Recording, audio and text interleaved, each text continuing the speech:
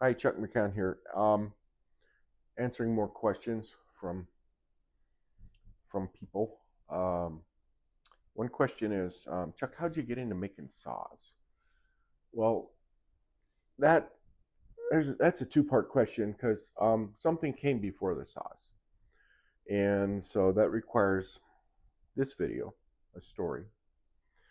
Um, my crew was cutting in Salt Lake City, and we had RT80 with an MT16. Um, a blade on it that's very similar to all the other blades out in the world in those days. And I had a FX60 trailer vac ditch witch, and this was the equipment that the Prime recommended that we use. And the Prime had one of their own crews a few streets over, exact same setup, cutting along. And so my crew kept saying, Chuck, this other crew is just beating us on footage pretty bad every day. Something's got to be wrong. And I'm like, well, I don't know. We're using the same tractor, the same saw attachment, a very similar blade, the same vac. What could it be? And they got back to me and they're like, there's got to be something wrong with our vac. That's the only thing we can think of. I'm like, no, it's the same vac. So it's a vac is a vac, right?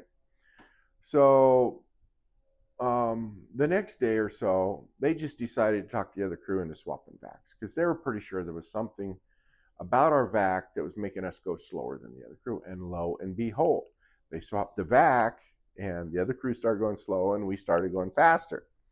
They got a hold of me and told me what they'd done. They're like, it really is the vac. So I called Ditch Witch and I said, okay, so for whatever reason, our vac is slowing down our micro trenching operation. So how do we test the suction or the flow or whatever it is you test on vacs? And they're like, we don't know. We don't have any testing equipment that'll do that. Vac is a vac, it's a positive displacement blower. Every time it turns a revolution, so much air gets moved.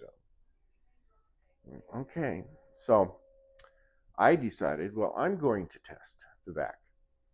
And I had a little experience with this because I built some flow meters for testing the output of large air compressors. And we were blowing fiber. Okay, I had crews out blowing fiber, and they're like, Chuck, we need a bigger CFM compressor. And I'm like, more CFM isn't going to put more air down that conduit. That conduit is a term called choke flow. It's limited by the size of the conduit and how full it is.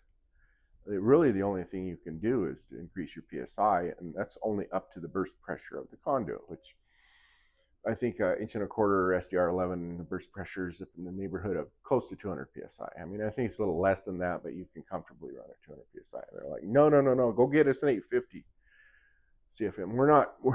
I came up 400. We got to have an 850. So I built a flow meter, a mass flow sensor flow meter for, 200 PSI, 400 feet per minute, cubic feet per minute. Went out and I put it on where they were blowing some normal cable down a normal conduit, and we always knew that when you're out blowing fiber in 1.25 inch conduit, that you got to have more than 185, because a lot of guys out there with a jackhammer or whatever, they all got 185s. That's a very common number, and we always knew that wasn't quite big enough. Well, I actually went out and measured it when the guys were blowing cable down conduit. After I built my flow meter, and it was about 220 CFM. It wasn't a huge amount more, right? I proved it to the guys that were blowing. They were asking for the 400. I said, come here and look at this. Or they were asking for the 800, and they were running a 400. I said, look at this. Even though that compressor says 400 CFM, it's putting out 220, 230 CFM. It's kind of like a battery. It's a 12-volt battery. But the current that's flowing is dependent on the load. And this is a similar thing. So if you want to move more air, you're going to have more PSI. That's like equivalent to voltage, okay?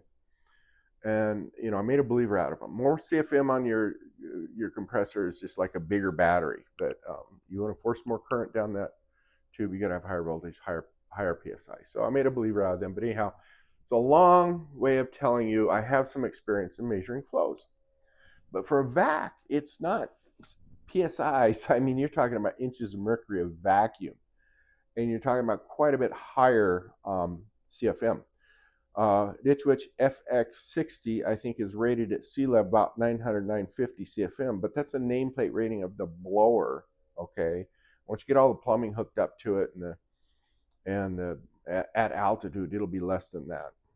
So so I started building flow checkers, and the first one was a pitot tube. And if you don't know what a pitot tube is, most of them look like this, and they're on the leading edge of an airplane. And they got a tube in here that goes into your airspeed indicator. Okay, so it's just measuring ram air pressure to measure how fast the air is going. And if you know how fast the air is going, then you can mathematically derive how many cubic feet per minute that is based on the diameter of the tube that is in. Problem with pitot tube is you put that in a pipe and it'll get a different measurement depending on how it's positioned. I also stuck a hot wire anemometer up in the pipe too. It's a little device with a little window in it, and the air blowing by, and it's got a heated wire and a non-heated wire, and it's looking at how much the airflow is cooling down the heated wire, and it derives the speed. But again, it was also very sensitive to where it was placed in the tube. So then I started taking ping pong balls and gluing metallic tape on them and using a radar gun out here and measuring the speed of the ping pong ball through the tube, and that didn't work out very well. And I kept reading and studying how to measure flows of liquids, which air behaves like a liquid in a tube, and I came up on a thing called a Venturi, or not a Venturi. Is it a Venturi? No, it's not a Venturi. No, it's a Venturi tube. I've even got it on my own label. I'm going to pan and show this thing. So I ended up coming up with this. Now you can build this with about $30 worth of fittings from Home Depot, and then you got to buy one of these off Amazon. That's another 30 or 40 bucks. But if you notice, spin around, it's pretty dirty. This particular one will go from 200 to 1600 CFM. And I built a bigger one that'll go up into the 4,000 or 5,000 CFM. So this is what I built, and put it on our FX60, and lo and behold, it was clear down here about 400 CFM or less. And measured the other one, and it was up around the 800, 900 mark. And I'm like, our vac is bad. So we went and bought a new blower, put it in, and voila, we're cutting just as fast as the other crew for the first time ever.